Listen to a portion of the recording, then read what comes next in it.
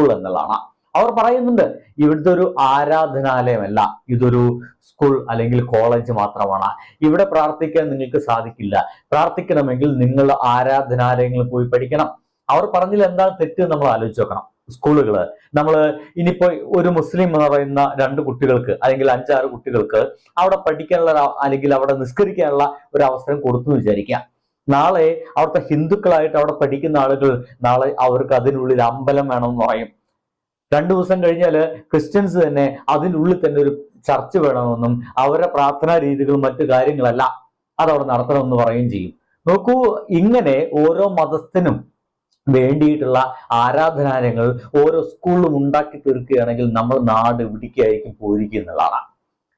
എനിക്ക് തോന്നുന്നത് ഇങ്ങനെ അധികം പ്രാർത്ഥിക്കാനൊക്കെ മുട്ടിക്കൊണ്ടിരിക്കുന്ന ആളുകളാണ് ഇവരെങ്കിൽ ഇവർക്ക് എന്തിനാണ് ഇത്തരം സ്കൂൾ അല്ലെങ്കിൽ ഇത്തരം കോളേജിലൊക്കെ വന്ന് ചേരുന്നത്? ഇവർക്ക് അത്തരം പ്രാർത്ഥനകളൊക്കെ